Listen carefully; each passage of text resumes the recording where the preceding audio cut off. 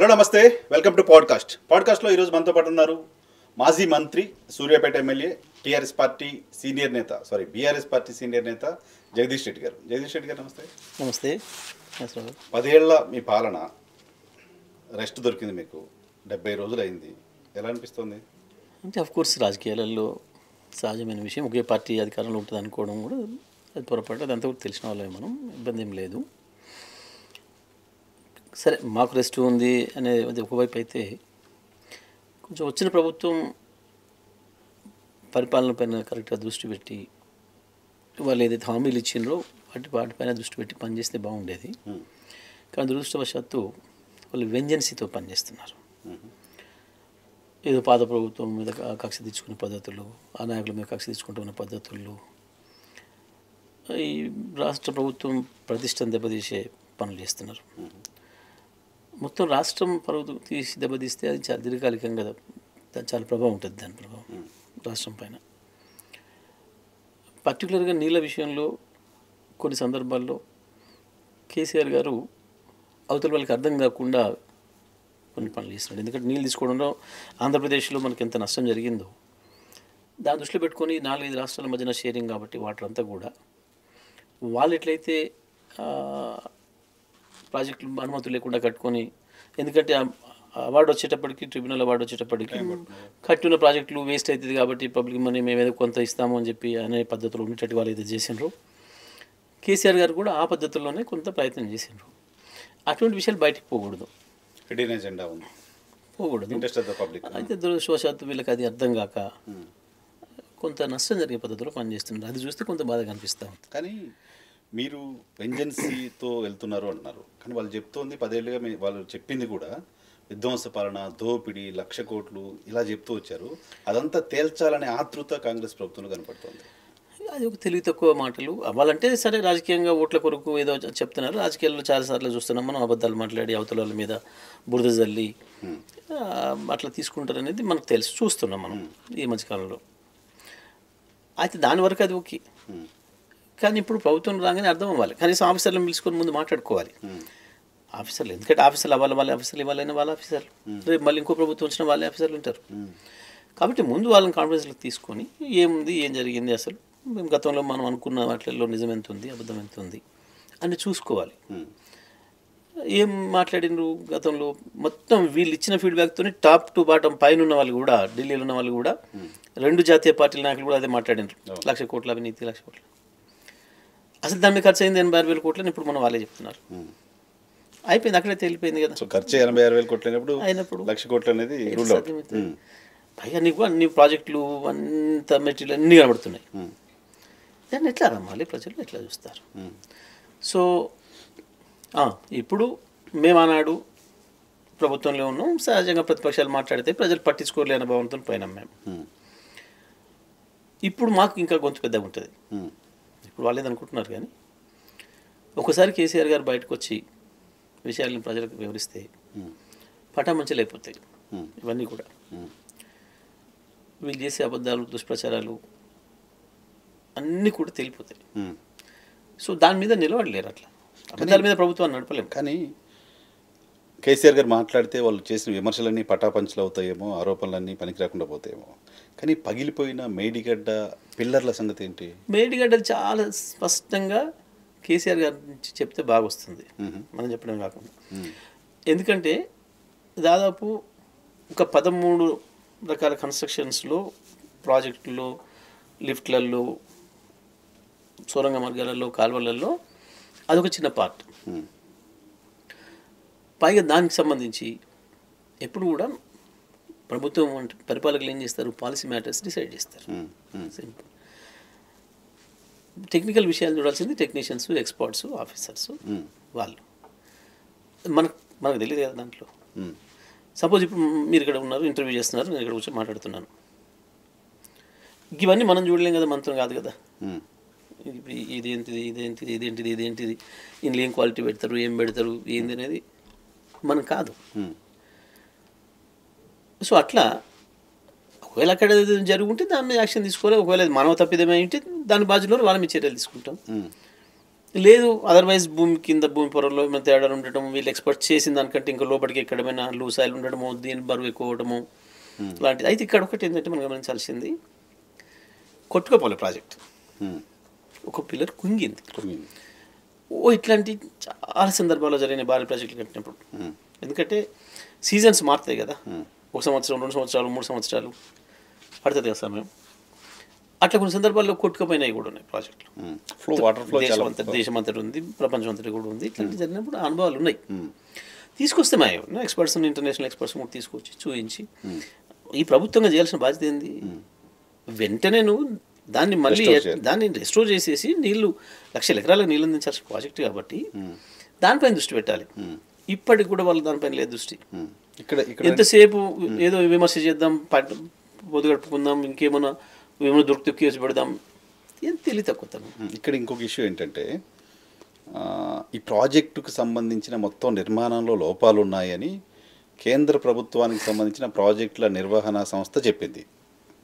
అన్నారం కూడా కృంగిపోతుంది అని చెప్పింది. నిన్న మొన్న ఉత్తమ్ కుమార్ రెడ్డి గారు అసెంబ్లీలో రాత్రి నుంచి మొదలైపోయింది, అది కూడా లీక్ స్టార్ట్ అయింది అని చెప్తున్నారు. మళ్ళీ నిన్న చూసిన కమిటీ ఏం చెప్పింది, ఇది చాలా సాధారణమైంది, ఇది చిన్నది, ఇది ఇష్యూ కాదు, దీంతో ఏమి ఇబ్బంది లేదు, మెయింటెనెన్స్కి సంబంధించిన ఇష్యూ తప్ప ఇంకోటి కాదు ఇదన్నమాట నేను చెప్తున్నారు వాళ్ళు. నేనేమంటానంటే ఏదైనా కానీ కేంద్ర ప్రభుత్వం చాలా ఆగమేఘాల మీద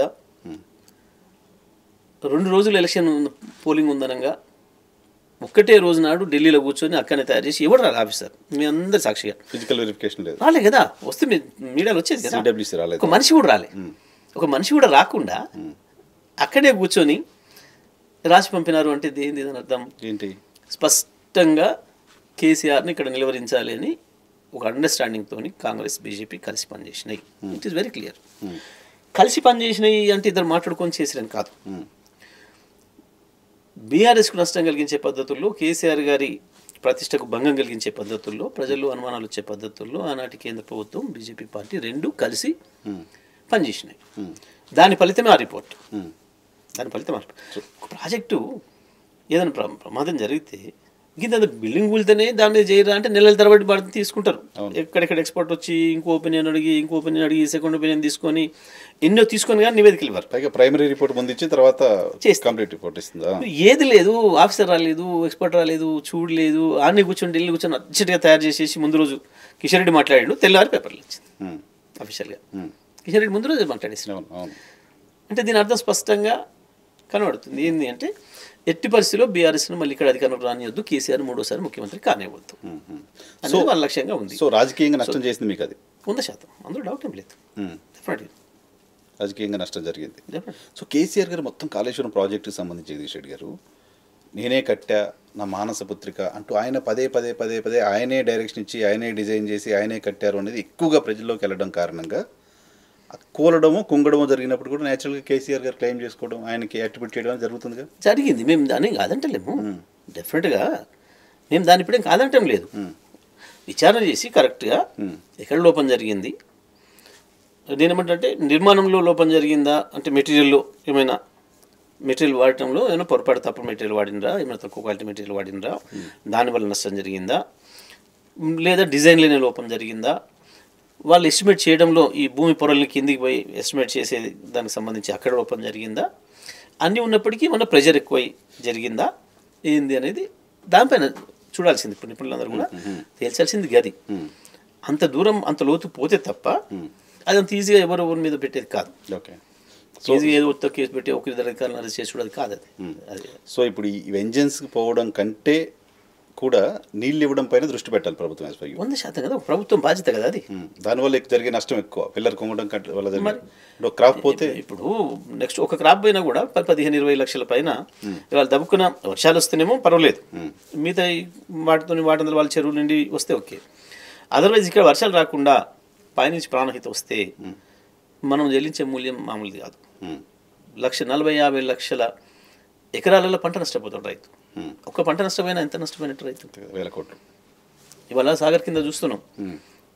పాపం గతంలో కూడా ఒకసారి ఇట్లాగే నీళ్లు అక్కడ పెద్దగా లేకపోయినా రైతులు పెట్టుకున్నారే, కేసీఆర్ నుండి కదా ఏదో ధైర్యం ఇస్తారులే అని మనం కూడా ఏదో ప్రయత్నం చేసి ఇచ్చినాం. ఇప్పుడు అదే నమ్మకంతో వేసుకున్నారు, లక్షల ఎకరాలు ఎండిపోతుంది. అవును, అలా కూడా నిన్న మొన్న వార్తలు వస్తున్నాయి, కొన్ని చోట్ల రైతుల ధర్నాలు కూడా మొదలైనవి అంటున్నారు. సో అట్లా ఒక పంట నష్టం చేసినా నష్టమే కదా. ఒక ప్రభుత్వంగా నువ్వు నేను నిర్లక్ష్యంతో ప్రాజెక్టులు కట్టకుండా ఉండలేవు కదా. అంతే కదా. నువ్వైనా కట్టాల్సింది, నేను కట్టాల్సింది తప్పకుండా. హ్యూమన్ ఎర్రరో టెక్నికల్ ఎర్రరా లేకపోతే అదే తేల్చిన తర్వాత దాని మీద యాక్షన్ తీసుకోవచ్చు కదా. అది ఇష్యూ కాదు, అది ఎక్కడ పోదు, తప్పించుకుపోయేది లేదు కదా. జరిగిపోయింది ఉంటుంది అట్లాగే. అది తీస్తున్న క్రమంలోనే ఏమైనా తేలొచ్చు. అక్కడ ఏమన్నా ఎట్లా జరిగింది, అసలు ఎంత లోతు ఇచ్చినారు, అక్కడ ఏంది, కింద డెప్త్ ఏముంది, సాయిల్ ఇంకా లోతుకు వెళ్ళాల్సి ఉండనా, వెళ్ళాల్సినంత అన్ని ప్రాజెక్టులకు వెళ్ళినంత వెళ్ళినరా అనేది అట్లాంటివి చూస్తే సరిపోతే. ఎప్పుడు రెస్పాండ్ అవుతారు, ఎప్పుడు బయటకు వచ్చి మాట్లాడతారు కేసీఆర్ గారు దీనిపైన? తప్పకుండా మొన్న అక్కడ సభ పెట్టినప్పుడు అది కేఆర్ఎంబికి సంబంధించింది కాబట్టి దాని మీదనే మాట్లాడినారు. తప్పకుండా తొందరలోనే వస్తారు, విషయాలను కూడా చెప్తారు, అందులో సందేహం ఏం లేదు. సో కేఆర్ఎంబికి సంబంధించి మీరు వాయిస్ రైజ్ చేస్తున్నారు. బీఆర్ఎస్ పార్టీ ఓడిపోయిన తర్వాత మొదటి ఆందోళన కార్యక్రమం మీ నాయకత్వంలో అక్కడ చేశారు. సో కేఆర్ఎంబి విషయంలో ఇంకా ఆ నష్టం పోయినట్టేనా ఇప్పుడు ఈ తీర్మానంతో? ఒక్కటైతే విజయం సాధించినాం తెలంగాణ ప్రజలుగా. బీఆర్ఎస్ పార్టీ నాయకత్వంలో మొదటి విజయం ఏంటంటే కేంద్రానికి అప్పచెప్దామన్న రాష్ట్ర ప్రభుత్వ ఆలోచన విరమించుకొని సాక్షాత్ అసెంబ్లీలోనే మేము ఇవ్వటం లేదు అని వాళ్ళతో చెప్పించినాం. తప్పకుండా ఆ మేరకు తెలంగాణ ప్రజల్ని, ప్రత్యేకించి కృష్ణా బేసిన్లో ఉన్న ప్రజలందరినీ కూడా చైతన్యం చేసినాం. ప్రభుత్వం దానికి భయపడి మళ్ళీ వెనక్కి వచ్చి మేము అప్పగించడం లేదు అని ప్రకటన చేసేటట్టు చేయగలిగినాం.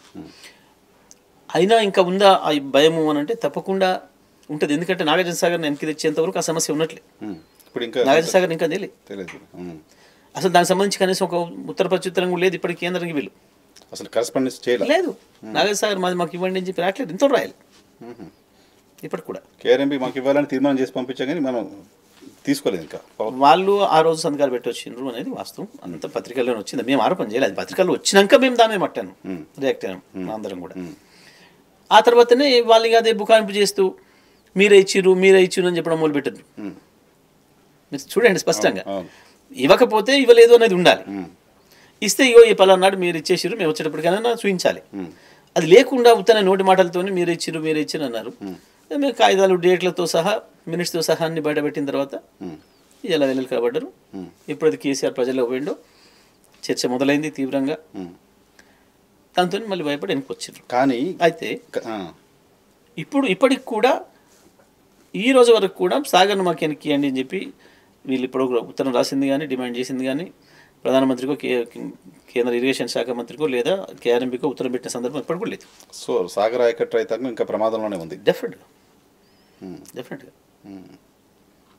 సో కానీ మీరు కాంగ్రెస్ సర్కార్ వచ్చిన తర్వాత కూడా కొంతమంది ఆఫీసర్లను మేనేజ్ చేసి ఈఎన్సీ గారు వెళ్ళి అక్కడ కేఆర్ఎంబి మీటింగ్లో ఏదో చెప్పారు అంటే అది చెప్పడం వెనక బీఆర్ఎస్ పార్టీ ఉంది అనేది బట్టి విక్రమార్క గారు, ఉప ముఖ్యమంత్రి గారు అసెంబ్లీలో చెప్పిన మాట. అంటే కొంచెమన్నా తెలివి ఉండాలి. అదే అంటున్నా, ఇక్కడ వీళ్ళు ఏమైందంటే గతంలో వీళ్ళు ఒకసారి కూడా ప్రభుత్వం నడపక, ప్రభుత్వంలో లేక ఉండే ఆ ఇమ్మెచ్యూరిటీని బయట పెట్టుకుంటున్నారు. వాస్తవానికి కేఆర్ఎంబి సమావేశం ఉందన్నప్పుడు ముఖ్యమంత్రి గారు, ఇరిగేషన్ మంత్రి గారు పిలిచి గతంలో ఏం జరిగింది, గత మీటింగ్స్లో ఏం చెప్పారు, గత ప్రభుత్వం ఏం స్టాండ్ తీసుకుంది మన హక్కులు కాపాడడం కొరకు అని తెలుసుకొని ఆ స్టాండ్ మీదనే ఉంటారా, ఇంకేమైనా మారుతుందా, డైరెక్షన్ ఇచ్చి పంపాలి. మరి ఏం కారణం చేతనో ఆ రివ్యూ మీటింగ్ జరిగినట్టు ఇక్కడ మనం చూడలేదు. సీఎం చేయలేదు, ఇరిగేషన్ మినిస్టర్ చేయలేదు. వాళ్ళు పోయినరు, మరి పై ఆఫీసర్లు వచ్చిండ్రు, దేని పోయినరు, ఎందుకు పెట్టొచ్చిండ్రో తెలియదు. సెక్రటరీ చెప్పిండా మరి దేని పెట్టి ఇద్దరు పోయినరు, దానికి వాళ్ళు బాధ్యులు. తెల్లవారి మీరు ఎట్లా మాట్లాడినారు, లేదు టీఆర్ఎస్ ప్రభుత్వం ఇచ్చింది అని చెప్పి మాట్లాడినారు కదా. ఇప్పుడు ఇన్ని రోజులు మీరు డిఫెండ్ చేసుకునే ప్రయత్నం చేసినారు, అవి అయిపోయింది. మరి తెల్లారు ఒకవేళ నిజంగా అదే కనుక అయ్యి ఉంటే అదే రోజు రాత్రి ఆఫీసర్ని తీసి పడేసేయాలి. ప్రభుత్వం డైరెక్షన్ లేకుండా ఎట్లా పెట్టొచ్చినాను అని చెప్పి యాక్షన్ తీసుకోవాలి. 15 రోజులు బుకాయింపు చేసిండ్రు, మీరే చేసిండ్రు అబద్ధాలు చెప్పి మనం ఎవడైపోయినరు, తేలిపోయింది కాదు అనేది. దొరికిపోయిన దొంగలు ఇప్పుడు నాకు ఇక్కడ ఒక డౌట్ ఏంటంటే, సో ముఖ్యమంత్రి రివ్యూ పెట్టి మనం కేఆర్ఎంబి మీటింగ్లో ఏం చెప్పాలి అనేది అధికారులకు బ్రీఫ్ చేయలేదు. యాజ్ ఫర్ యూ బ్రీఫ్ చేయలేదు, ఈవెన్ డిప్యూటీ సీఎం బ్రీఫ్ చేయలేదు. గత ప్రభుత్వం ఏం చేస్తుందో అదే వాళ్ళు చేసుకుంటూ వెళ్ళారు. లేదు, నేను చెప్తుంది గత ప్రభుత్వం ఏం చేసింది అనేది చూసి దాని మీద ఇప్పుడు మా ప్రభుత్వం యొక్క డైరెక్షన్ ఇది, ఈ పద్ధతిలో మీరు పోయిరండి, ఈ పద్ధతిలో చెప్పిరండి అని చెప్పాల్సి ఉండే. అది చెప్పకుండా, ఏది మాట్లాడకుండా, రివ్యూలు లేకుండా ఆఫీసర్లు సంతకాలు పెట్టి వచ్చిండ్రు అని అంటే డెఫినెట్గా వీళ్ళు ఫోన్లో చెప్పిండ్రా, ఇంకో రకంగా ఇండైరెక్ట్గా హింట్ ఇచ్చిండ్రా. ఎందుకంటే ఇక్కడ మనకు స్పష్టంగా ఏం కనబడుతుందంటే ఇప్పటికి కూడా కేంద్ర ప్రభుత్వం, ఇక్కడ ఉన్న రాష్ట్ర ప్రభుత్వం ఒకరికొకరు కలిసి పనిచేసుకుంటున్నట్టుగా, కోఆపరేట్ చేసుకుంటున్నట్టు కనబడుతుంది. ప్రభుత్వాలు చేసుకోవాల్సిందే చాలా సందర్భాలు కనబడుతుంది. వీళ్ళు మాట్లాడింది వాళ్ళు మాట్లాడుతున్నారు, వాళ్ళు మాట్లాడింది వీళ్ళు మాట్లాడుతున్నారు. పార్టీలు కూడా నాట్ ఓన్లీ ప్రభుత్వం.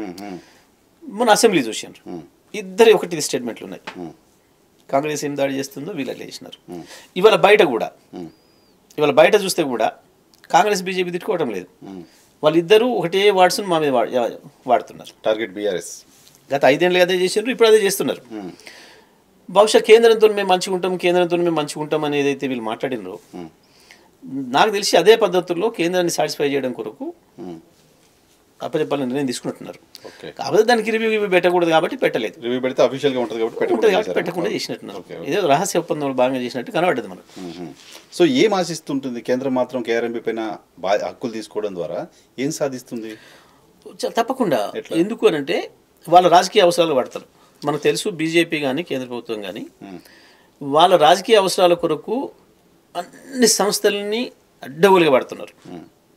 మొత్తం ప్రతి రాజ్యాంగబద్ధ సంస్థను అడ్డగోలుగా వాళ్ళ పార్టీకి సంబంధించిన ఒక శాఖలాగా వాడుతున్నారు, అనుబంధ సంఘాలాగా వాడుతున్నారు. ఇటువంటి ఇష్యూ తప్పకుండా వాళ్ళకి మంచి వరం అవుతుంది. ఎందుకంటే 2 రాష్ట్రాల్లో వాళ్ళ పార్టీ లేదు. జుట్టు వాళ్ళ చేతికి ఇస్తే నీ జుట్టు పట్టుకొని నేను ఆగిపిస్తాడు. వాటర్ ప్రైమరీ నీడ్ కాబట్టి ఇద్దరు రావాల్సిందే, వస్తారు. ఇప్పుడు అక్కడ ఆంధ్రప్రదేశ్లో ఏం జరుగుతుంది? బద్ధ శత్రువులైన 2 పార్టీలను కూడా వాళ్ళ చేతులు పెట్టుకున్నారు. వాళ్ళకి కేసుల భయమో అవసరాలు ఏదో వాళ్ళని ఇక్కడ లొంగదీస్తున్నాయి. అంతే కదా. సో ఎటువంటి అప్లికేషన్ కేసీఆర్ లేదు కాబట్టి మాకేం లేదు. మేము ఉన్నదే తెలంగాణ కొరకు కొట్లాడడానికి. బస్ మేము యథేచ్ఛగా పనిచేస్తాం, ఎంత దూరమైనా కొట్లాడతాం. అది ఏ ప్రభుత్వం ఉండని పైన. రైట్. వాటర్ విషయం పక్కన పెడితే విద్యుత్ విషయం, నాకు తెలిసి తెలంగాణ రాష్ట్రం వచ్చిన తర్వాత సుదీర్ఘకాలం విద్యుత్ శాఖ మంత్రిగా పనిచేసిన అదృష్టం, అటువంటి అవకాశం మీకు దొరికింది. మళ్ళీ 10 ఏళ్ళు ఎవరైనా విద్యుత్ శాఖ మంత్రి కంటిన్యూస్ ఉండాలనేది అంత ఈజీ టాస్క్ కాకపోవచ్చు ఎవరికి. సో విద్యుత్ విషయంలో కూడా గత ప్రభుత్వం భారీగా అప్పులు చేసింది, విద్యుత్ సంస్థలని నష్టాల్లో ముంచేసింది, రాష్ట్ర ప్రజల ఎత్తున అప్పులు పెట్టింది అంటూ ఈ ప్రభుత్వం చెప్తుంది. శ్వేతపత్రం రిలీజ్ చేసింది. ఎంత తెలివి తక్కువ పని చేసినారో ఇప్పుడు అర్థమవుతుంది వాళ్ళకి. ఎందుకంటే అసలు ఈ దేశంలో అప్పు లేని రాష్ట్రం ఉందా? అసలు భారతదేశానికి ఉన్న అప్పు ఎంత? భారతదేశం కాదు, ప్రపంచంలో అగ్రరాజ్యం అనుకున్న అమెరికాకి హైయెస్ట్ అప్పులు ఉన్నాయి, జపాన్కు ఉన్నాయి, ఈ దేశ ప్రత్యానికి ఉన్నాయి. అప్పును గతంలో తప్పుగా చూసేది, కానీ ఇప్పుడు అప్పును పరపతి కింద చూస్తున్నారు. సింపుల్. అన్ని విషయాలు నేను అసెంబ్లీలో కూడా స్పష్టంగా చెప్పిన. వాళ్ళ అమాయకత్వం అంతా బయట పెట్టుకున్నారు పాపం. ఒక మంత్రి ఒకటి మాట్లాడితే ఇంకొక మంత్రి ఇంకోటి మాట్లాడి వాళ్ళకి యావరేజ్ అంటే ఎందుకు కూడా తెలియని అంత అమాయకంగా ఉన్నారు. అంటే మీకు అలా కలిసి వచ్చింది. మీరేమో 10 ఏళ్ళు పట్టుంది సాగిపోయినా వాళ్ళు కొత్తగా వచ్చారు, అంత తెలుసుకునే లోపు మీరు అటాక్ చేశారు. శ్వేతపత్రం కాస్త టైం తీసుకొని పెట్టుండాలి, తెలుసుకొని మాట్లాడాలి. కొంచెం టైం తీసుకుంటే ఆ పత్రం అట్లా పెట్టారు. ఓకే, పత్రం అక్కడే రాదు మొదలు. వాళ్ళ ఆతృతలో పోయినారు పాపం. ఆఫీసర్లు కూడా కొత్త భయంగా ఉన్నారు. అప్పటికి వీళ్ళు కేసులు పెడతాం, జైలు వేస్తాం, అది ఇది అంటున్నారు కాబట్టి ఆఫీసర్లు కూడా పాపం భయపడి ఉన్నారు. ఫేర్గా వాళ్ళు చెప్పే పరిస్థితిలో లేరు. నేను శ్వేతపత్రాన్ని ఆహ్వానించిన, నేను అంగీకరిస్తున్నాను కూడా చెప్పిన. అవసరమైతే జైల్లో పెట్టిన కూడా సవాల్ నేను శ్వేతపత్రాన్ని నేను పూర్తిగా దాన్ని అంగీకరిస్తా ఉన్నా. ఇందులో ఏం లేదు, తప్పేం లేదు. మీ ఆలోచనలో తప్పు ఉంది తప్ప ఈ పత్రంలో ఏం రాయలేదు. ఏంది వాళ్ళు కొండందుమి ఏదో ఎలుకను పడదాం అనుకున్నారు, ఎలుక తోక కూడా దొరకలేదు, దాని తోకలో ఉన్న వెంట్రుక కూడా దొరకలేదు వాళ్ళకి.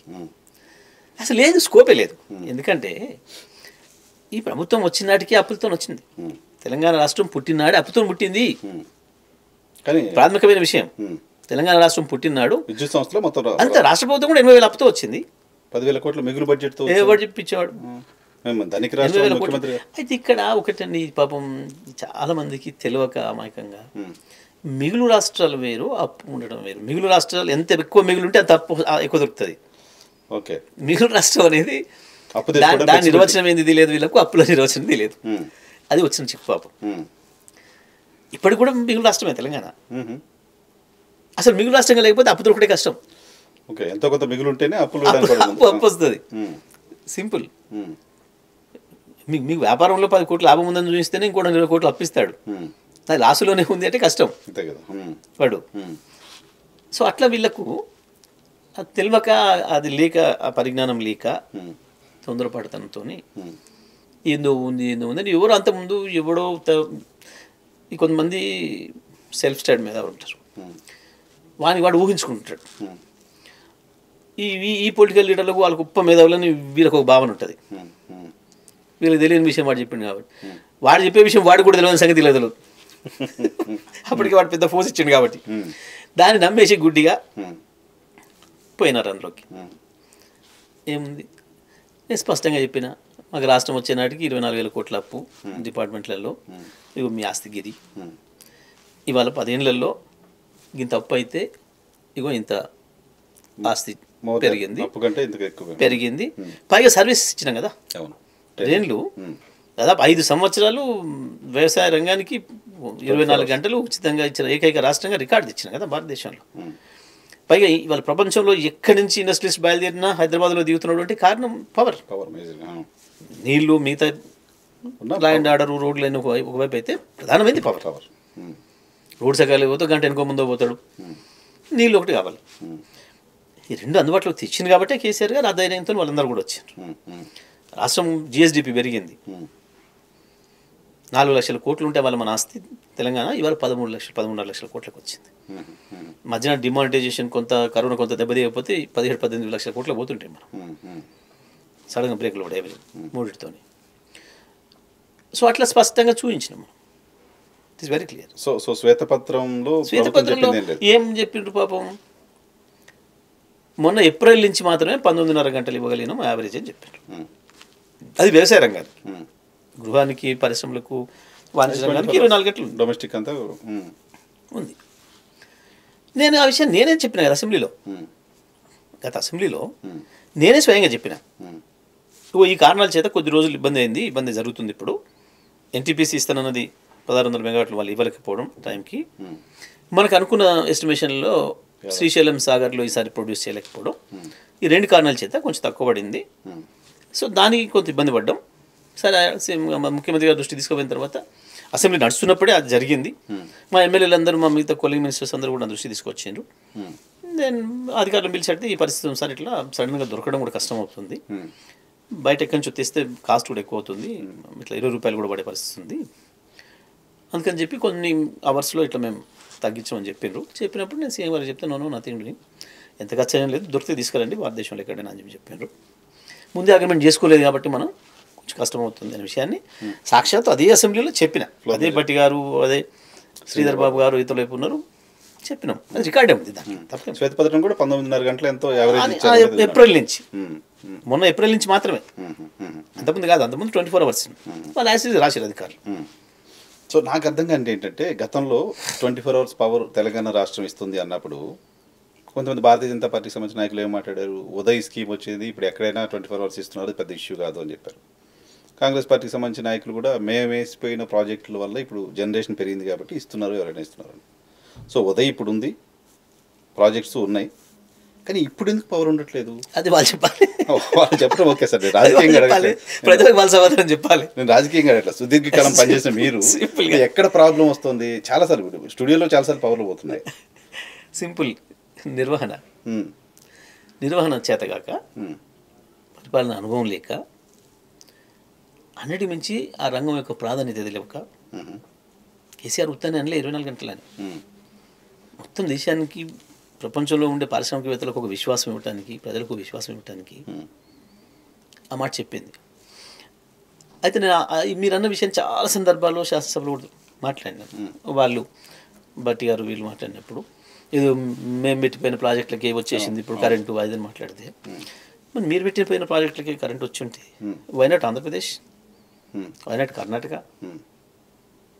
వైనాట్ రాజస్థాన్, మీ పరిపాలన ఉన్నాయి. ఇప్పటికి కూడా 6-7 గంటలే పవర్ రైతాంగానికి. ప్రతి సమ్మర్లో బెంగళూరు, ఢిల్లీతో సహా ప్రతి రాజధాని నగరాల్లో పవర్ కట్స్ ఉన్నాయి, ఎక్సెప్ట్ హైదరాబాద్. మరి అది ఎట్లా? మీరు పెట్టిపోయిన వాళ్ళే అయితే మీ రాజస్థాన్ మీద మీ ప్రేమ లేదా? మీ సోనియమ్మకి కర్ణాటక మీద లేదా?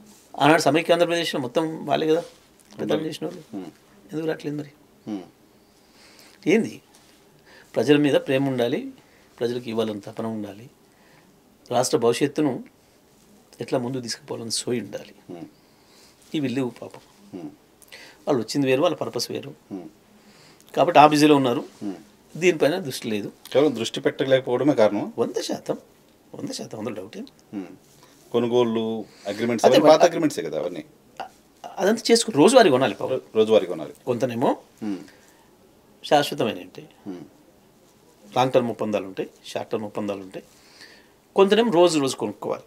ఎవరైనా సరే, ఎవరైనా రోజు అవసరాన్ని బట్టి ఫ్లక్చుయేషన్ ఉంటుంది కాబట్టి. అంటే పవర్ అనేది చాలా లిమిటెడ్ సోర్స్, కష్టమైన సబ్జెక్ట్. అర్థం చేసుకోవడానికి కూడా ఎందుకు లాస్ అయింది, లాభం అయింది అని చెప్పడానికి. లైక్ మిలిటరీ, మీరు మిలిటరీ మీద ప్రతి సంవత్సరం 5 లక్షలు, 6 లక్షలు, 7 లక్షల కోట్లు ఖర్చు పెడతారు. మీరు మరి ఎప్పుడు పని చేస్తారు? వాళ్ళు యుద్ధం వచ్చినప్పుడే కదా. మరి యుద్ధం రావట్లేదు, పైసలు దండగా అంటే ఎట్లా? రెడీగా ఉండాలి, ఇంకా 24 hours రెడీగా ఉండాలి. అదే మరి పవర్ కూడా 24 hours రెడీ పెట్టాలి మీరు. Okay okay. ఇప్పుడు మీరు ఈ స్టూడియో వాడుతున్నారు, ఇప్పుడు ఇంటర్వ్యూ చేస్తున్నారు కాబట్టి ఈ గంట కొరకు వాడతారు. ఇప్పుడు ఇన్ని లైట్లు ఇస్తున్నారు, 20 వాట్స్, 30 వాట్స్, 50 వాట్స్ కావాలి దీనికి. మీరు గంట సేపట్లో కట్టేస్తారు. మరి తర్వాత ఇది 5-6 గంటలు కూడా క్లోజ్ ఉండొచ్చు. కానీ దీని కొరకు కూడా పవర్ రెడీ పెట్టాలి కదా, రెడీగా ఉండాలి. పెట్టాలి కదా. మీకు 24 hours మీకు ఎంతైతే రిక్వైర్మెంట్ ఉందో టోటల్ రిక్వైర్మెంట్ పవర్ను మీకు అందుబాటులో పెట్టాలి. Okay okay. టోటల్ యూటిలిటీకి సంబంధించినంత రెడీగా ఉండాలి, మొత్తం కొని ఉంచాలి. ఓకే. మీరు ఏంది వాడిన దానికే బిల్ కడతారు. ఓకే. వాడకపోయినా మనం పైసలు అక్కడ కట్టాలి కంపెనీలు. Okay okay okay. కొంత తేడా ఉంటుంది వాడకపోతే దీనికి ఏంది అనేది. చాలా డైనమిక్ ఉంటుంది. స్ప్లిట్ సెకండ్ చాలండి మొత్తం గ్రిడ్ కొలాప్స్ కావడానికి. మిలిటరీ వాడు అప్రమత్తంగా లేకపోతే ఒకటి చచ్చిపోతాడం, కానీ ఇక్కడ సిస్టమే కొలాప్స్ అయిపోతుంది మొత్తం. అంత డైనమిక్గా 24 hours అంత జాగ్రత్తగా కంటి రెప్పవలసకుండా చూస్తూ కూర్చోవాల్సిన అవసరం. సో అట్లా కొంత మనం వాడకపోయినా పేమెంట్ చేయాల్సిన పరిస్థితి వస్తుంది కొన్ని సందర్భాల్లో. ఓకే. అందుకని దానికి ఏం చేస్తామంటే ఏ టైంకి ఎక్కువ వాడకం ఉంటుంది ఆ టైంకి ఎక్కువ కొంటాం. ఏది టెంపరీగా రోజువారీ టైమింగ్ ఒక ఐడియా ఉంటుంది కాబట్టి పీక్ అవర్స్ అంటాం. ఇప్పుడు సాయంత్రం ఇప్పుడు 5-6 గంటల నుంచి రాత్రి 10 వరకు, మార్నింగ్ 5 నుంచి 9 వరకు పీక్ అవర్స్. ఆ టైంలో ధర కూడా ఎక్కువ ఉంటుంది. అది కొంచెం ముందు జాగ్రత్తగా అడ్వాన్స్నే మనం బుక్ చేసుకొని ఉంటే కొంచెం మనకు తక్కువ దొరికే అవకాశం ఉంటుంది. ఓకే. అట్లా మనం జాగ్రత్త చేసి అంటే మాకు సిఎండీలు డిపార్ట్మెంట్ నుంచి రావడం వల్ల వచ్చిన లక్ అది. ప్రభాకర్ రావు గారు కావచ్చు, రఘుమాడి గారు కావచ్చు, వీళ్ళంతా కూడా పర్టికులర్ ప్రభాకర్ రావు గారు ఆయన దాంట్లో ఎక్స్పర్ట్. పైగా ఆయన రూపాయి ఎట్లా సేవ్ చేయాలి అనే విషయంలో చాలా అంటే చాలా జాగ్రత్త ఉంటారు. సో వాళ్ళ మెయింటెనెన్స్ కాబట్టి చేయగలిగినాం ఇది. అదే ఐఎస్ ఆఫీసర్తో చేయలేం, కష్టం. ప్రభాకర్ రావే మొత్తం కల్ప్రిట్, ఆయనే వేల కోట్లు దోచేశారు. అంత మించిన దుర్మార్గం ఇంకోటి ఉండదు. ఇమీడియట్గా ఆయన ముందు ప్రవేశపెట్టండి రేవంత్ రెడ్డి గారు అన్నారు అనేది వార్త. వాళ్ళ తరలించారు, పిలవలేదు, మాట్లాడలేదు. వారు ఇచ్చిన స్టేట్మెంట్ కూడా నాకు ఎవరు పిలవలేదు, పిలిస్తే వస్తాను సేమ్ దగ్గరికి అని. లేదు మళ్ళీ కూడా పిలవలేదు, అంతే.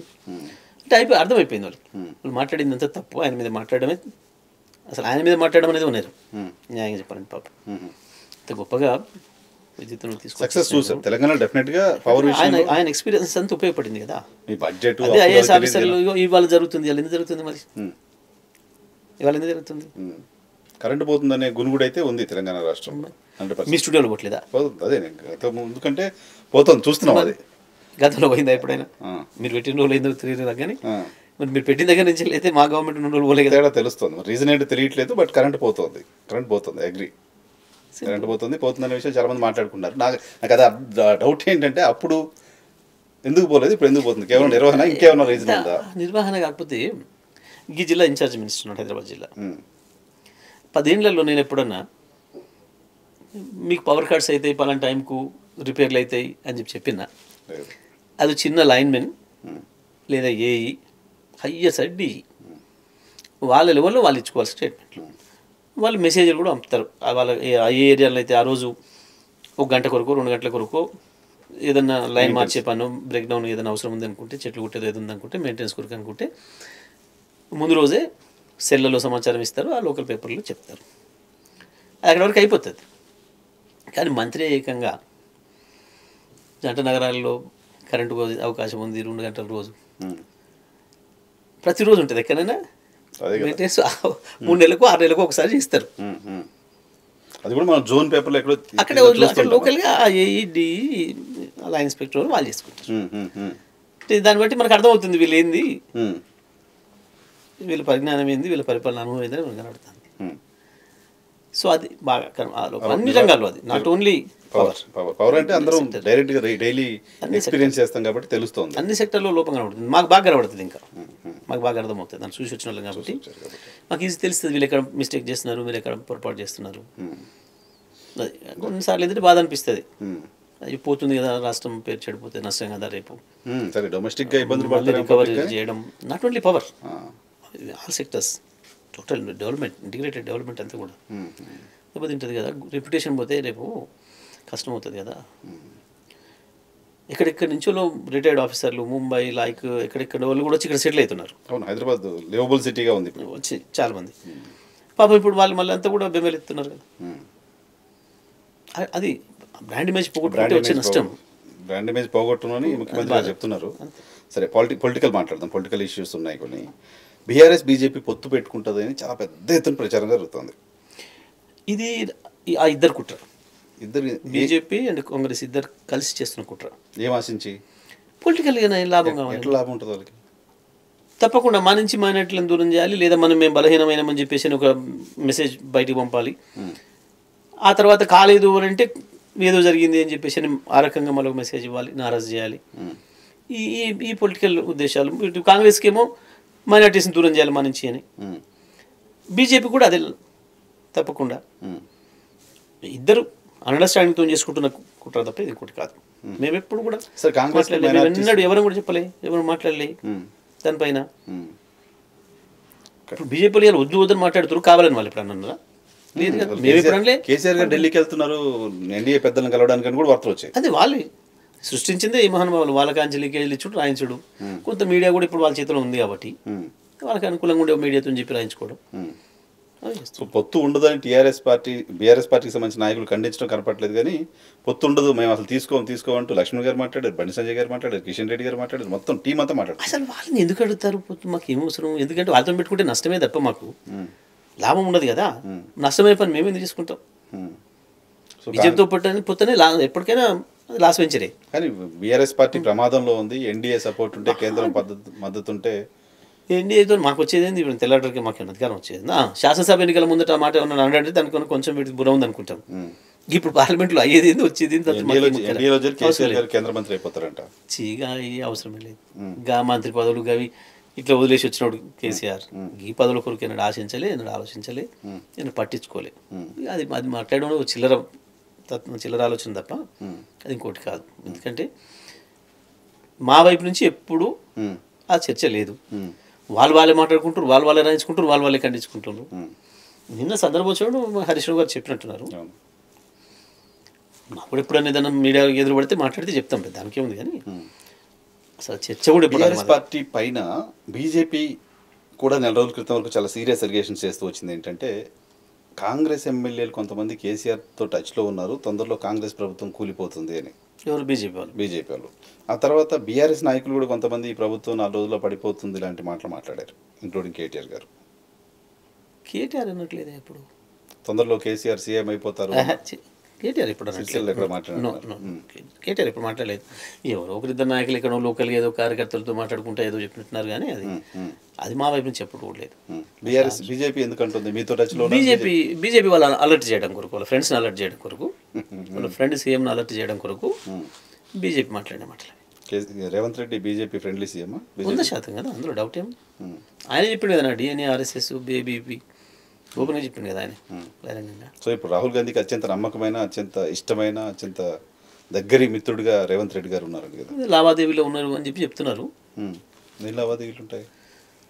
వాళ్ళు ఏదో పార్టీని బతికేయడం కొరకు ఇప్పుడు ఈయనతోనే జరుగుతుంది ఇది అదే అని అంటున్నారు. పార్టీ అవసరాలు తీరుస్తున్నాడు ఈయన ఇది అంటున్నారు.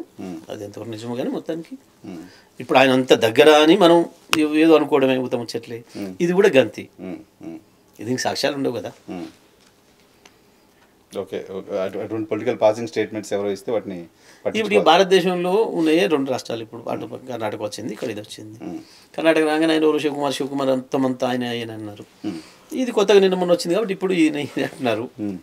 సరిగ్గా ఎన్ని రోజులు ఉంటాయి ఏమవుతాయి. నాకు బీజేపీది ఎందుకు అడగాలనిపించిందంటే, బీజేపీ వాళ్ళు గతంలో టీఆర్ఎస్ ఎమ్మెల్యేలు మాతో టచ్లో ఉన్నారు అంటూ సాక్షాత్తు హోంమంత్రిగా ఉన్న అమిత్ షా గారు మాట్లాడడం, ఈవెన్ మోడీ గారు కూడా మాట్లాడినట్టున్నారు. మోదీ గారు కూడా మాతో మాట్లాడారు.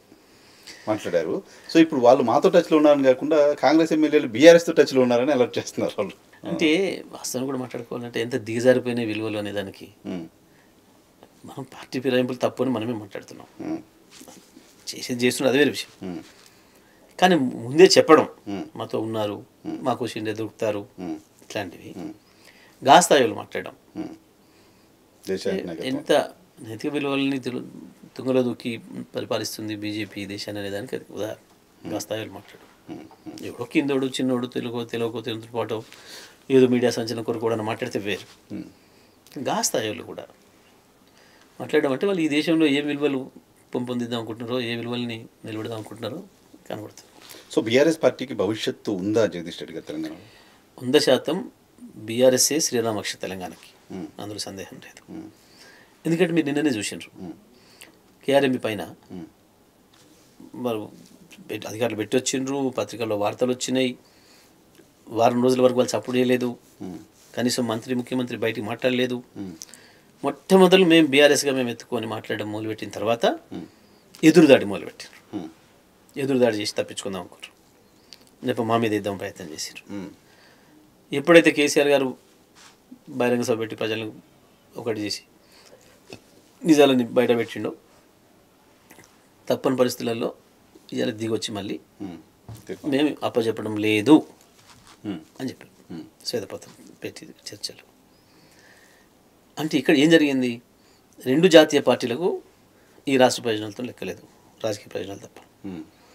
రాష్ట్ర ప్రయోజనాల కొరకు రాజీ లేని పోరాటం చేయగలిగింది ఒక్కటి బీఆర్ఎస్ పార్టీ, కేసీఆర్ మాత్రమే అనేది వాళ్ళ మళ్ళీ మరొకసారి రుజువైంది. వాళ్ళ కేఆర్ఎంబీ విషయంలో భారతీయ జనతా పార్టీ కూడా కేఆర్ఎంబీకి ప్రాజెక్టులు ఇవ్వాలి అనే దాంట్లో అంటే వాళ్ళు కూడా అంతే కదా, కేంద్ర ప్రభుత్వం కోరుతుంది వాళ్ళే. So it is very clear. తీసుకోవాలని వాళ్ళకుంది, ఇవ్వాలని వీళ్ళకుంది. కానీ తెలంగాణను కాపాడుకోవాలన్న రంది ఉన్నది కేవలం కేసీఆర్కి మాత్రమే, బీఆర్ఎస్ పార్టీ. సో ఈ క్రమంలో బీఆర్ఎస్ అనే పేరు పెట్టడం అనేది ఏమైనా ఇబ్బందిగా మారింది? ఏం లేదండి, అది పెద్ద, ఎందుకంటే గుర్తు సేమ్ కాబట్టి పెద్ద ఇష్యూ కాదు. అయినా మేము 3 గుర్తులు మారినాయి. ఫస్ట్ నాగలబట్టిన రైతు ఏదో ఉండేది కదా. అవును. ఆ తర్వాత అక్కడనే సిద్దిపేటలో ఇమ్మీడియట్గా వచ్చిన బై ఎలక్షన్లో బస్సు గుర్తు మీద వేసింది. అవును. ఆ తర్వాత కార్కు వచ్చినాం. పెద్ద ఇష్యూ ఏం కాదు. తెలంగాణ ఆ వైబ్రేషన్ ఏదో మిస్ అవుతుందని చాలా మంది మాట్లాడుతున్నారు, పేరు మళ్ళీ మారుస్తారు ఇటువంటి. లేదు, స్కోపే లేదు, బీఆర్ఎస్గానే ఉంటుంది. జాతీయ పార్టీగా ప్రకటించిన తర్వాత, మహారాష్ట్రలో పెద్ద యాక్టివిటీ చేసిన తర్వాత, ఆంధ్రప్రదేశ్లో శాఖ ఏర్పాటు చేసి ఒక పార్టీ ఆఫీస్ ఓపెన్ చేసిన తర్వాత చేసాం. ఇంకా చాలా మాకు ఇంకా పైదానికి కూడా ఉండే, కర్ణాటక నుంచి కూడా బాగా ఉండే మంచినే. బట్ ఇప్పుడు మనం ఇక్కడే దెబ్బతిని నష్టపోయినాం కాబట్టి ఈ లోపల సార్కు అది జరుగుడా తెలవాలి, దాంతో దృష్టి పెట్టకపోయినా. కానీ ఇక్కడ మేము మళ్ళీ కనుక గవర్నమెంట్కి వచ్చి డెఫినెట్గా మహారాష్ట్రలో బ్రహ్మాండమైన స్వీప్ వస్తుండే. ఇప్పుడు ఇంకా వదిలేసినట్టే మహారాష్ట్ర. ఇప్పుడు ఈ పరిస్థితుల్లో కష్టం ఉంది, పార్లమెంట్ ఎలక్షన్ దగ్గరికి వచ్చినాయి, కొంత కష్టమైంది. చూద్దాం, మళ్ళీ ఇక్కడ రివైవల్ అయితే మళ్ళీ ఆలోచిస్తాం. వాళ్ళ భయం కూడా అదే, బీజేపీ భయం కూడా అదే. బీజేపీ మమ్మల్ని ఎందుకు దెబ్బ కొట్టాలనుకుంది, ఇక్కడ ఆపేసింది. తప్పకుండా కొంత బీజేపీ పాత్ర ఉంది, కాంగ్రెస్ గెలవడంలో ఇక్కడ బీజేపీ పాత్ర చాలా ఉంది, వాళ్ళ ప్రోత్సాహం. మీ జిల్లా రాజకీయాలకు సంబంధించి వస్తే, మీ జిల్లా రాజకీయాల్లో కూడా మళ్ళీ మేము తెలంగాణకు సంబంధించి చూసినట్టే మొత్తం జిల్లా మొత్తం పైన హోల్డు పెత్తనం సాగించిన ఒకే ఒక మంత్రి మీరు. అంతకుముందు కాంగ్రెస్లో 2-3 మంత్రులు ఉండేవాళ్ళు, కాంగ్రెస్లో గ్రూపులు ఉండేవి. బట్ మీరు మాత్రం ఒంటి చేతితో 10 ఏళ్ళు మంత్రిగా జిల్లాలో పాలన చూస్తూ వచ్చారు. జానారెడ్డి గారిని ఓడించారు, ఉత్తమ్ కుమార్ రెడ్డి గారిని ఓడించారు, కోమటిరెడ్డి రాజగోపాల్ రెడ్డి గారిని ఓడించారు, వెంకటరెడ్డి గారిని ఓడించారు. అంటే బై ఎలక్షన్లో 3 ఫ్యామిలీకి సంబంధించిన వాళ్ళని ఓడించారు. సో ఎందుకు శాసనసభ ఎన్నికల్లో, జనరల్ ఎలక్షన్లో సరైన ఫలితాలు తీసుకురాలేకపోయారు? ఒక నల్గొండలే పోయి ఉంటేనేమో నేను కూడా ప్రత్యేకంగా ఆలోచించాల్సి వచ్చు. కానీ ఎందుకో రూరల్ మొత్తం కూడా, కృష్ణా బెల్ట్ కావచ్చు, ఇటు సాగర్ గోదావరి బెల్ట్ కావచ్చు, అది కాంగ్రెస్ ఇచ్చిన ఈ తప్పుడు హామీల్ని ప్రజల్ని నమ్మే ఉండవచ్చు. లేదా ఇంకా కొత్తగా ఏమైనా వస్తుందేమో, ఇంకా ఇక్కడి నుంచి వచ్చింది ఇంకా కొత్తగా ఏమైనా వస్తుందేమో అనుకున్నారా? వాళ్ళు కాంగ్రెస్ చేస్తున్న తప్పుడు ప్రచారాలని, బీజేపీ చేస్తున్న తప్పుడు ప్రచారాలని నిర్వహించడంలో మేము కొంత వైఫల్యమైనాము. ఇట్లా రకరకాల కారణాలు ఉన్నాయి. సో దాంతో వచ్చింది ఫలితం అనుకుంటున్నాను. ఎందుకంటే అభ్యర్థుల మీద కూడా అనుకోవడానికి లేదు, ఈ అభ్యర్థి వల్ల పోయింది అని అనుకోవడానికి. ఎందుకంటే మంచి వాళ్ళు అనుకున్న వాళ్ళు పోయినారు, నిత్యం ప్రజల్లో ఉండి ప్రజల కొరకు పనిచేస్తున్న మంచి పేరు అనుకున్న వాళ్ళు కూడా పోయినారు. సో ఎక్కడెక్కడన్నా చిన్న చిన్న లోకల్గా వాళ్ళ మీద ఏదైనా ఆరోపణలు ఉంటే వాళ్ళు పోయినారు, వాళ్ళతో పాటు మంచి పేరు సీనియర్లు అనుకున్న వాళ్ళు కూడా పోయినారు, మంత్రులు కూడా. సో అటువంటప్పుడు ఈ పలానా ఒకటే కారణం అని చెప్పడానికి లేదు, కానీ మొత్తానికి ఈసారి ఎలక్షన్ ఎజెండాను నిర్ణయించడంలో మేము విఫలమైనాం. నిర్ణయించడంలో మేము, ఎందుకంటే వాళ్ళంతా ఒక్క గొంతు మాట్లాడినారు, బీజేపీ కాంగ్రెస్ ఒకటే స్టేట్మెంట్లు, ఇద్దరు ఈయన ఒకరోజు అనే ఒకరోజు. అట్లా కొంత ప్రజల్ని పగదర పట్టించగలిగారు, అందులో డౌట్ లేదు. మేము దాన్ని తిప్పికొట్టడంలో మేము విఫలమైనాం. దాని ఫలితమే అది నల్గొండ అయినా, అది వరంగల్ అయినా, మహబూబ్నగర్ అయినా, ఖమ్మం అయినా, ఏదైనా 4 జిల్లాలు చెప్పిన ఈవెన్ కరీంనగర్ కూడా అనుకున్నట్టు రాలే, ఆదిలాబాద్ కూడా రాలే, వరంగల్, హైదరాబాద్, రంగారెడ్డి, ఇవే బాగా మెదక్. సో మీరు చెప్పిన 4 జిల్లాల్లో, పర్టికులర్గా దక్షిణ తెలంగాణలో కాంగ్రెస్ పార్టీ ఒక సునామీ తరహాలో భారీ మెజారిటీలో 60,000, 70,000, 80,000 మెజారిటీతో గెలిచారు. మీ చుట్టుపక్కల మొత్తం కాంగ్రెస్ ప్రపంచం, మీరు ఒక్కళ్ళు అక్కడ నిలబడ్డారు. ఎలా మీరు నిలబడగలిగారు? లోకల్గా కొంత బాగా నాకు ప్రత్యక్షంగా కార్యకర్తలకు ఉండే సంబంధాలు కావచ్చు, ప్రజలకి నాయకుడిగా నా మీద ఉన్న విశ్వాసం కావచ్చు, మా కార్యకర్తలు బాగా అంత. దీంట్లో ప్రధానంగా చెప్పాలంటే కొంచెం మా కార్యకర్తలు కూడా నారాజు ఉండే, మా కార్యకర్తలకు కూడా ఒకరికొకరి మధ్యన అవగాహన లోపం ఉండే, అనుమానాలు ఉండే. అరే ఏంది ప్రభుత్వం వచ్చి 10 ఏళ్ళు అవుతుంది, మాకేం రాలేదు, మేమేం చేయలేదు. ఎందుకంటే గతంలో తెలుగుదేశం కాంగ్రెస్లలో పనిచేసిన వాళ్ళు చాలామంది వచ్చినారు. వాళ్ళ ప్రభుత్వాలు ఉన్నప్పుడు వాళ్ళ హవా నడిచేది కార్యకర్తలు. ఏది ప్రతి సంక్షేమ పథకం కార్యకర్తల ద్వారా పోయేది, కింద గ్రామస్థాయి సర్పంచ్ ఎంపీటీసీ కూర్చొని రాసేసి ఇచ్చే పరిస్థితి ఉండేది. అట్లా కాకుండా మేము డైరెక్ట్గానే ప్రజలకి పంపి డిటిహెచ్ అన్నట్టుగా మేము డైరెక్ట్ టు హోమ్ అని పెట్టడం. వాళ్ళతోని ఏమైంది, అధికారులు అప్పుడు ఏమైతే అధికారుల పాత్ర ఎక్కువ ఉంటుంది డైరెక్ట్ హోమ్ వచ్చినప్పుడు. ఏది అప్లై చేసుకోవాలంటే ఆన్లైను, ఊరి సర్పంచ్తో సంబంధం లేదు, సంబంధం లేదు, ఎంపీటీ సంబంధం లేదు, వాళ్ళ సంతకాలతో పని లేదు. ఇట్లా మొత్తం కూడా పోయినాయి, ప్రజలకు చేరినాయి, బాగా ప్రజలకు లాభం జరిగింది. అక్కడ మా వాళ్ళకు కొంచెం అసంతృప్తి, అసహనం ఉండే. ఎన్నికలు వచ్చేసరికి ఏమవుతుంది, ఎన్నికలు కూడా రాగానే అధికారులు అటు, మనం ఇటు, అంతే కదా. వీళ్ళు ఓట్లాడడానికి పోతే నువ్వు ఇచ్చినవా, గవర్నమెంట్ ఇచ్చింది అనే మాట. మీ సిస్టమ్ కూడా గవర్నమెంట్ అలాగే రన్ చేశారు కాబట్టి అవును వీళ్ళు ఇచ్చినవి కాదు, అది వాస్తవం, గవర్నమెంట్ నుంచి వచ్చినాయి అనే పరిస్థితి. అంతకుముందు ఈయన సంతకం, సర్పంచ్ సంతకం, ఎంపీటీ సంతకం, లోకల్ లీడర్ అక్కడ ఉందనుకుంటేనే వాళ్ళ ఇంటికి పోతుడు, 4 సార్లు తిరుగుతుడు, ఆ అనుబంధం వస్తుండే, అది వేరుంటుండే. ఇక్కడ అది మిస్ అయినాం. అవి వాళ్ళకి ఏంది, కింద సర్పంచులు, మా ఎంపీటీసీలు, ఇతర లోకల్ లీడర్లకు పైవుల మీద కోపం, మండల నాయకుల మీద కోపం, మండల నాయకులకి ఎమ్మెల్యేల మీద కోపం. ఇట్లా కొంత అసహనం జరిగింది. వచ్చి యుద్ధం చేయాల్సిన మా సైనికులే సైలెంట్గా ఉన్నారు, బాణాల కింద పెట్టారు కొంత. ఇది కూడా జరిగింది. ఇది కూడా ఒక కారణం, అన్నీ కాదు. సో ఇక ఇటువంటి పరిస్థితులలో అవతల వాళ్ళు ప్రతిపక్షం చేసే ప్రచారానికి తిప్పికొట్టడానికి మామూలు బలహీనలేరు. ఇది ఇక్కడ అంతటి కూడా జరిగింది.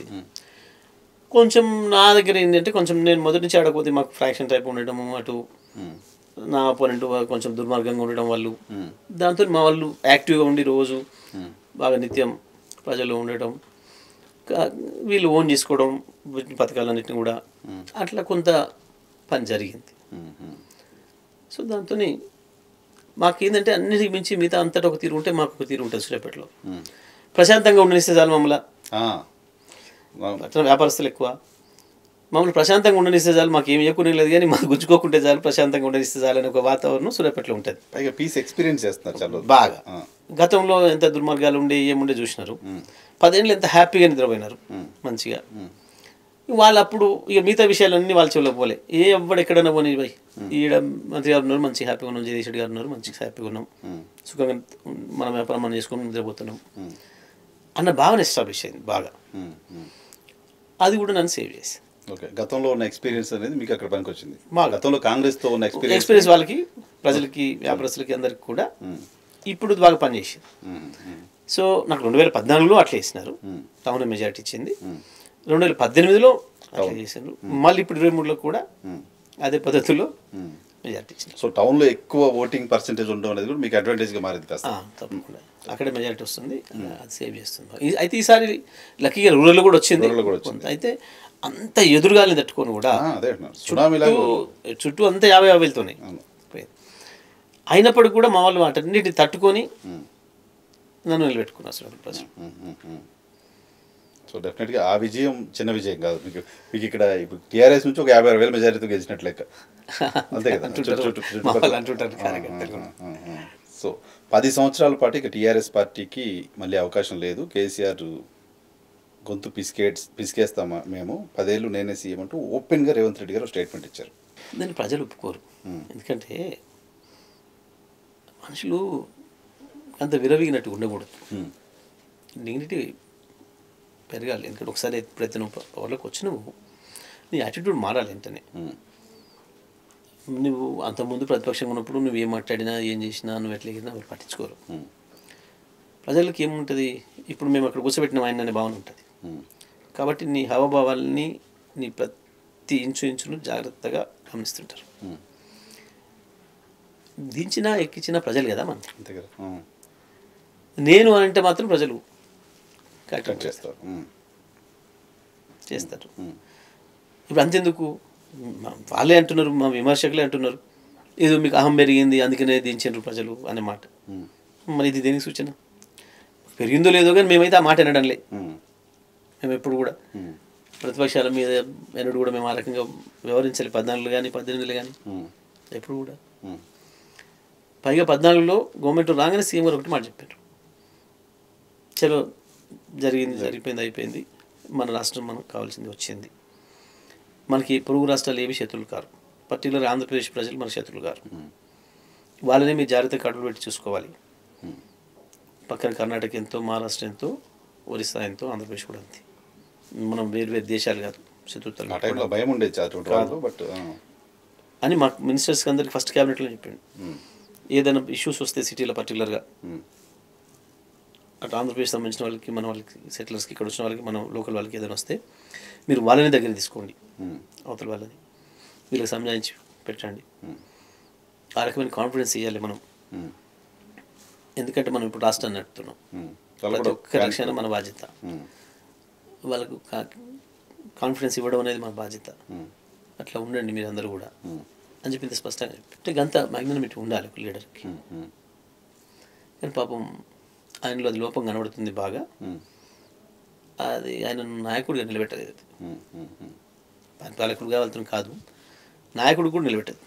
అట్లాంటి మాటలు అవి కరెక్ట్ కావు. సో 6 గ్యారెంటీలు అమలు సాధ్యమవుతుంది అనుకుంటున్నారు జగదీష్ రెడ్డి గారు? కావాలి కదా, తప్పకుండా. ఎందుకంటే మనం ఒక హామీ ఇచ్చేటప్పుడు అన్ని ఆలోచన చేసుకునే ఇవ్వాలి. ఒక రాజకీయ పార్టీ చేసుకునే ఇస్తుంది డెఫినెట్గా. ఎందుకంటే గతంలో ఆంధ్రప్రదేశ్ ఎన్నికలు, మన ఎన్నికలు మొదటిసారి కలిసి జరిగినాయి. జరిగినప్పుడు కొన్ని డిమాండ్స్ వచ్చినాయి. ఇక్కడ అక్కడ వాళ్ళు చెప్తున్నారు ఆంధ్రప్రదేశ్లో, ఇక్కడ మనం కూడా చెప్పాలి. వస్తే కేసీఆర్ గారు రిజెక్ట్ చేశారు. మనం పవర్లకు రాకపోని, ప్రజల అవకాశం ఇవ్వకపోని, నేను గింత మాత్రమే చెప్తా.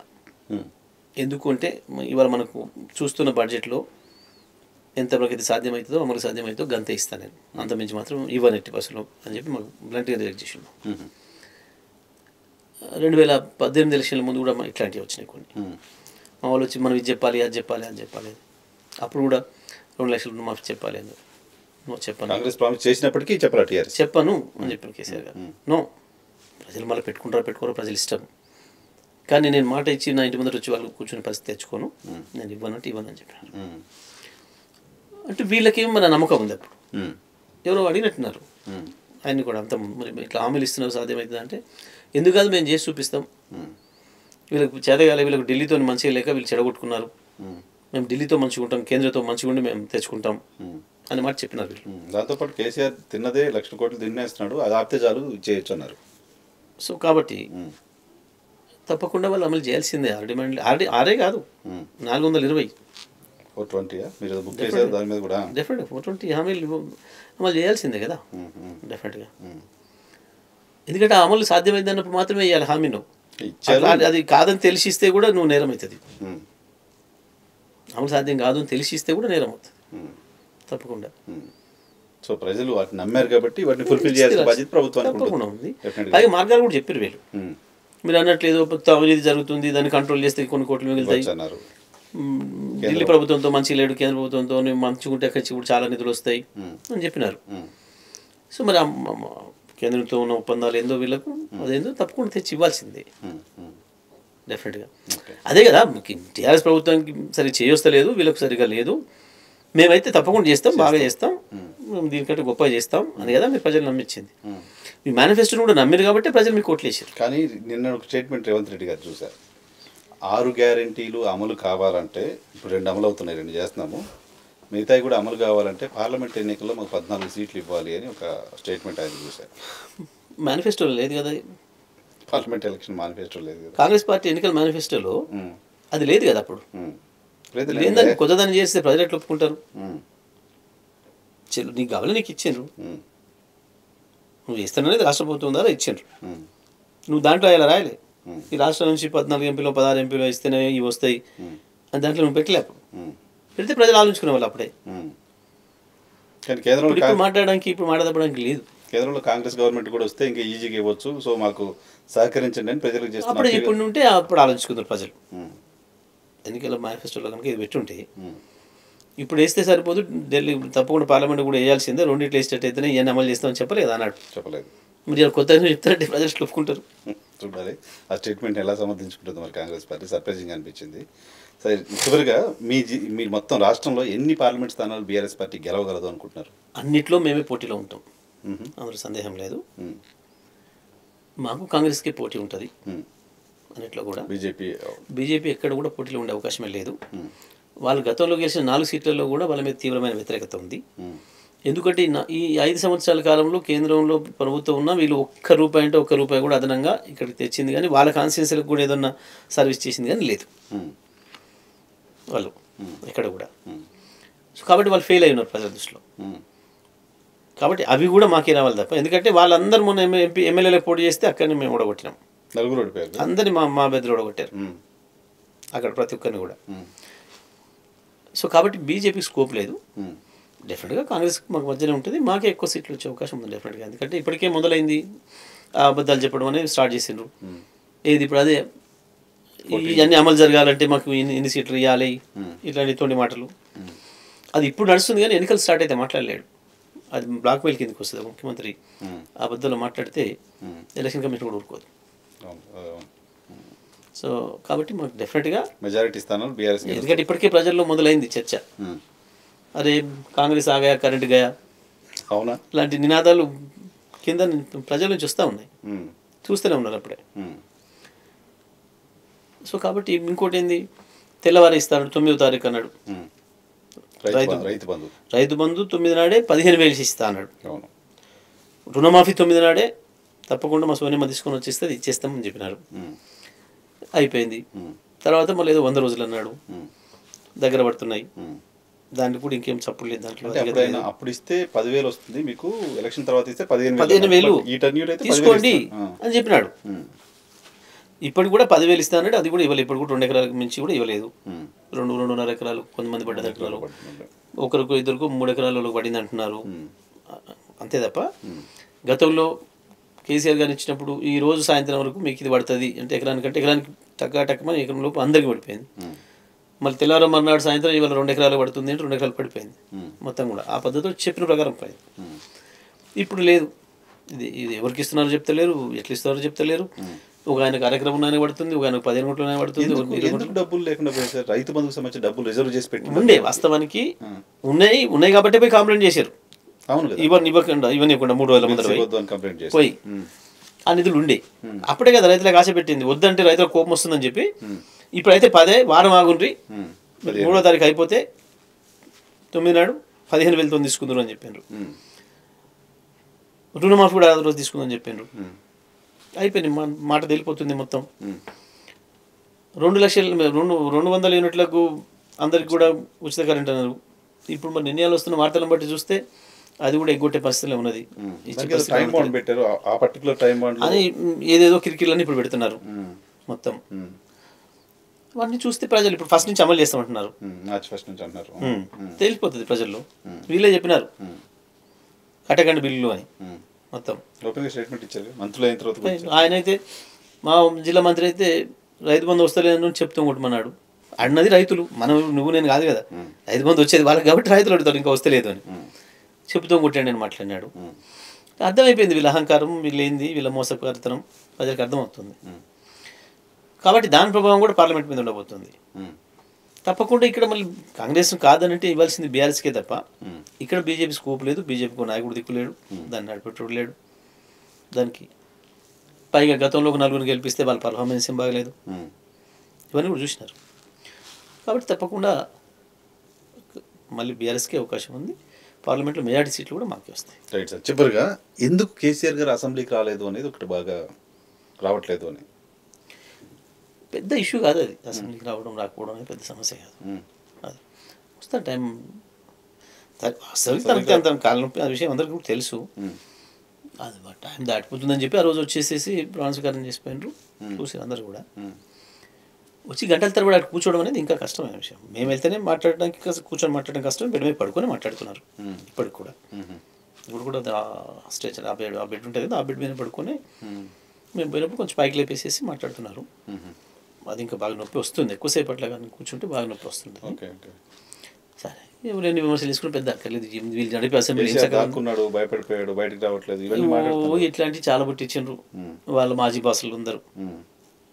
ఇప్పుడు ముఖ్యమంత్రికి మాజీ బాసు, ఇప్పుడు ముఖ్యమంత్రికి మాజీ బాసులు చాలా పుట్టించిపోయారు 20 ఏళ్ళు. గీ పని మళ్ళీ మాటలు గావి చిల్లర గవేం లెక్క. మేము మామూలు ఎదుర్కొనే సత్తానే లేదు, ఇంకా కేసీఆర్ కావాలన్నా ఇప్పుడు వాళ్ళకి ఇంకా అసెంబ్లీలో మీకు సమాధానం చెప్తారు లేదు. మేము ఒకరు మాట్లాడితే మొత్తం టోటల్ క్యాబినెట్ లేచి మాట్లాడుతున్నారు. ముఖ్యమంత్రి నుంచి చివరి మంత్రి వరకు పోటీలు పడి ఒక్కరు మాట్లాడితే అంతమంది మాట్లాడుతారు. ఇక వాళ్ళ కేసీఆర్ కావాలా వీళ్ళకి కేసీఆర్ సమాధానం చెప్పాలంత పరిస్థితి గంత సీనాలు లేదు పాపం. ఓకే యా కిషన్ రెడ్డి గారు చెప్తుంది బీఆర్ఎస్కి ఓటేస్తే మురిగిపోయినట్టే. ఏ కారణం చేత ఎందుకోసం బీఆర్ఎస్కి ఓటేయారు అనేది అడుగుతున్నారు. మంచి ప్రశ్నలు ఏమనెత్తాను కిషన్ రెడ్డి గారు, ధన్యవాదాలు. ఎందుకంటే అసలు బీజేపీకి ఓటేందుకు ఇక్కడ అనేది మొదటి ప్రశ్న.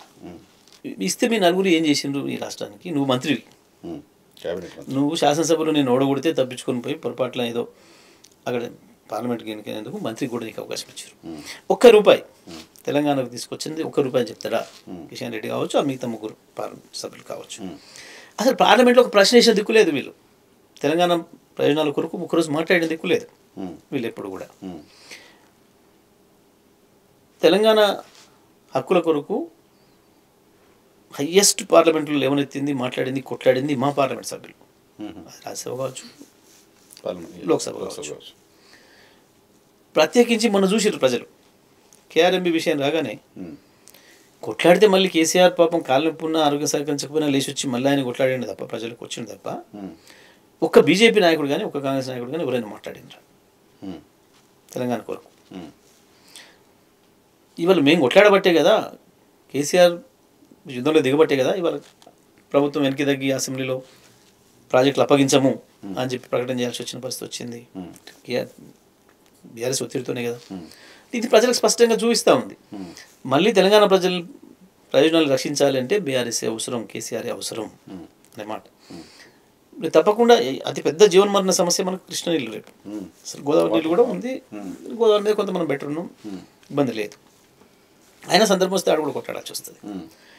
మళ్ళీ రేపు పార్లమెంట్లో గలమెత్తాలి, ఢిల్లీ లెవెల్లో కొట్టాడాలి అంటే బీఆర్ఎస్ ఎంపీలు ఉంటే సాధ్యమైతే తప్ప నీ బీజేపీ ఎంపీ కానీ కాంగ్రెస్ ఎంపీ కానీ నోరు మీద పడు.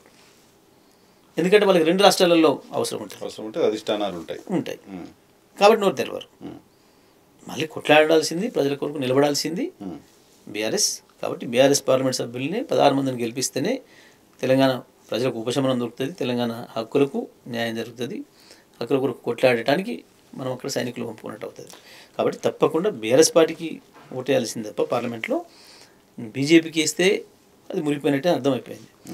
కాంగ్రెస్కి ఇస్తే ఇంకా అది దొంగలకు సర్ది కట్టినట్టే ఉంటుంది తప్ప ఇంకేం లేదు ఇప్పుడు. ఉమ్, ఎందుకంటే గెలిచిన తెల్లారి తీసుకుపోయి మొత్తం కృష్ణ నదిని అప్పచెప్పాలని చేసిన వాళ్ళు ఉమ్, అంత సొయ్యి లేకుండా ఉమ్, ఇక మరి ఇంకా మీరు పార్లమెంట్కి ఇస్తే మాత్రం వచ్చేదేంది? మళ్ళీ వీళ్ళకి బుద్ధి చెప్పాలి, వీళ్ళ ములుగర పట్టుకొని ఆడిచ్చేటట్టు ఉండాలి అంటే బీఆర్ఎస్ మాత్రమే చేయగలుగుతుంది. కాబట్టి తప్పకుండా బీఆర్ఎస్ ఎంపీ అభ్యర్థులు కోటేసి గెలిపించుకోవడం అనేది తెలంగాణ ప్రజలకు అవసరం. సో ఇక్కడ వాటర్ ప్రమాదంలో ఉన్నాయి కాబట్టి అవి ప్రొటెక్ట్ చేసుకోవాలంటే బీఆర్ఎస్ అవసరం. నాట్ ఓన్లీ వాటర్, ఇంకా అనేక విషయాలలో పూర్వ రాష్ట్రంతో ఉన్న సమస్యలు ఉన్నాయి. 9th షెడ్యూల్ సంబంధించిన చాలా విషయాలలో, పంపకాల విషయంలో కూడా ఇంకా ఇష్యూస్ అట్నే ఉన్నాయి. కొన్ని నిధుల విషయంలో ఉన్నాయి, కొన్ని యూనివర్సిటీల విషయంలో ఉన్నాయి, ఇంకా కొంత ఎలక్ట్రిసిటీ దాని విషయంలో ఉంది సమస్యలు. ఇవన్నీ కూడా పరిష్కారం కావాలంటే తప్పకుండా బీఆర్ఎస్. మొన్న ఈ మధ్యన ఇంకొక ప్రమాదకరమైన మాట కూడా మాట్లాడాను ఆంధ్రప్రదేశ్ నుంచి, ఆ సాయిరెడ్డి అంటే ఆయన, ఇది ఇంకొక 2 ఏళ్ళు పొడిగించమని అడుగుతాం, రాజధాని హైదరాబాద్లో ఉండాలని చెప్పేసి. అసలు వాళ్ళు ఇక్కడ లేరు, వాళ్ళు మొత్తం అక్కడి నుంచి వెళ్ళి పరిపాలన చేసుకుంటున్నారు. సరే వాళ్ళు ఏదో అమరావతిని పెట్టుకున్నారు, ఆ తర్వాత అక్కడ అది కాదు కర్నూలు కొంత, అది కొంత, ఇది కొంత పెట్టుకున్నారు, ఎక్కడ దిక్కు లేకుంటారు, అది వేరే విషయం. కానీ ఆ ప్రమాదం కూడా ఉంటుంది. బీఆర్ఎస్ ఎంపీలు ఉంటేనే అక్కడ పార్లమెంట్లో కొట్టాడడానికి అవకాశం ఉంది ఇటువంటి విషయాలన్నిటిపైన. దానిపైన కాంగ్రెస్ మాట్లాడదు, బీజేపీ మాట్లాడదు, ఇద్దరు మోసగాన్లే. అలా చట్టంలో పెట్టి దారుణంగా అన్యాయం చేసింది కాంగ్రెస్ ఆ రోజు. రాష్ట్రం వచ్చిన తర్వాత కూడా ఉన్న 7 మండలాలను తీసుకుపోయి సీలర్ పవర్ ప్రాజెక్టును తీసుకుపోయి ఆంధ్రప్రదేశ్కి అప్పచెప్పిన దుర్మార్గం కేంద్ర ప్రభుత్వం అంది. చంద్రబాబు నాయుడుకి లొంగి ఆనాడు మోడీ గారు చేసిన పని. వీళ్ళిద్దరూ మొదటి నుంచి తెలంగాణకు శత్రువులే, తెలంగాణకు ద్రోహులే. కాబట్టి మళ్ళీ తెలంగాణ ప్రజల ప్రయోజనాలు కాపాడబడాలంటే బీఆర్ఎస్ ఎంపీలు గెలవడం అనేది అవసరం. కానీ బీజేపీ కోసం బీజేపీ కంట్రోల్లో రేవంత్ రెడ్డి గారు పనిచేస్తున్నారు మీరు ఆరోపణలు చేస్తున్న క్రమంలో జగన్మోహన్ రెడ్డికి రాష్ట్రాన్ని తాకట్టు పెట్టేశారు కేసీఆర్ అనేది రేవంత్ రెడ్డి గారు చేస్తున్న ఆరోపణ. చూపించాలి కదా ఇక్కడ. నాగార్జున సాగర్ పోలీసులు వచ్చేసరికి వాళ్ళు కదా, వాళ్ళు వచ్చినాక కదా. మా పీరియడ్లో వస్తే కొట్టేసినాం. అప్పుడు ఆనాడు చంద్రబాబు నాయుడు ఉండగా చిన్న ప్రయత్నం చేసిండు, తరిమి అవతల పడేసినాం. అదేంటి మా కంట్రోల్లో ఉంది. నువ్వు వచ్చినాక కదా పోయింది. కానీ ఎన్నికల రోజే వచ్చారు అక్కడికి. ఎన్నికల రోజు మాకు పవర్ ఎక్కడిది? మేము ఒక ఆఫీసర్తోనే మాట్లాడే పరిస్థితి లేదు కదా. ఎలక్షన్ కమిషన్ కంట్రోల్ ఉంటుంది కదా. అంతే కదా, పూర్తిగా నోటిఫికేషన్ వచ్చిన దగ్గర ఎలక్షన్ కమిషన్ కంట్రోల్ కదా, ప్రతి ఒక్కరు తెలిసిన విషయం. తెల్లవారు నువ్వు వచ్చినావు, నువ్వు వెంటనే మొదలు పెట్టాలి కదా దాని మీద, నీది కదా బాధ్యత. నువ్వు అడుగుతలేవు, ఎందుకు అడుగుతలేవు అంటే ఎట్లా అన్యాప చెప్పాలనుకుంటున్నావు కాబట్టి నువ్వు అది అడుగుతలేవు. రాయలసీమ లిఫ్ట్ సంబంధించిన ప్రస్తావన కూడా తీసుకొస్తాం. మేమే ఆపినాం, కోట్లేసి ఆపినాం. కేసీఆర్ గారు కలిసిన తర్వాత కాదు, కేసీఆర్ ఆపింది మేము, దానిపైన ఎగనెస్ట్ ప్రొటెస్ట్లు చేసింది మేము, అనేక సందర్భాల్లో మాట్లాడింది మేము, కేంద్ర కాడ కంప్లైంట్ చేసింది మేము. దాన్ని అవతలి పోయి అయితే అడుకో కదా, నీ సైన్యాన్ని తీసుకుని అవతలి పడానికి నేను దేశం కాదు కదా, అవతలి పోలేవు కదా నువ్వు. లీగల్ ఫైట్ చేస్తున్నావు అంతే. నేను చేసిన దాన్ని కంటిన్యూ చేయను కనీసం వాళ్ళకి అప్పచెప్పకుండా. సో ఇప్పుడు ఆ ప్రమాదం ఉందా మరిగా? ఇప్పుడు నువ్వు తీసుకుపోయి ఢిల్లీకి అప్పచెప్పడం అంటే ఏముంది ఇంకా? నువ్వు నీళ్ళ వాట తెలుసుకు ముందే నువ్వు ప్రాజెక్టులు ఢిల్లీకి అప్పచెప్పడం అనేది ఎంత మూర్ఖత్వం, ఎంత ద్రోహం తెలంగాణకి. అది ఉత్తని గాలి మాటలు దీమే మాట్లాడలే, కేఆర్ఎంబీ మీరు అప్పచెప్పారు మాట్లాడి ఇప్పుడు ఢిల్లీకి రాబడ్డారు. మళ్ళీ చచ్చుకుంటే అసెంబ్లీ ప్రకటన చేసి అప్పచెప్పము అని. అంతే, అంతే, అన్నీ అబద్ధ మాటలు, ఇక చిల్లర మాటలు మాట్లాడి ఎందుకు చేద్దాం అనుకున్నారు. ఒక రాష్ట్ర ముఖ్యమంత్రి ఇంకో రాష్ట్రానికి వచ్చినప్పుడు పిలిచి భోజనం పెడితే తప్ప అన్నట. నువ్వు ఎట్లా పోతున్నావు? ఇప్పటికి చాలాసార్లు శివకుమార్ దగ్గర పోయి వచ్చినావు. ఏం చేసిస్తున్నట్టు, ఏమి చూస్తున్నట్టు మన రాష్ట్రాన్ని మరి ఎంతసేపు అనడానికి. సో ఇద్దరు రాష్ట్రాల ముఖ్యమంత్రులు కలవడం అనేది దాంట్లో ఏముంది? Right sir, thank you very much Jagadish Reddy గారు సమయం కేటాయించినందుకు. ఇది వాళ్ళ పాడ్కాస్ట్. రేపటి షోలో మళ్ళీ కలుద్దాం.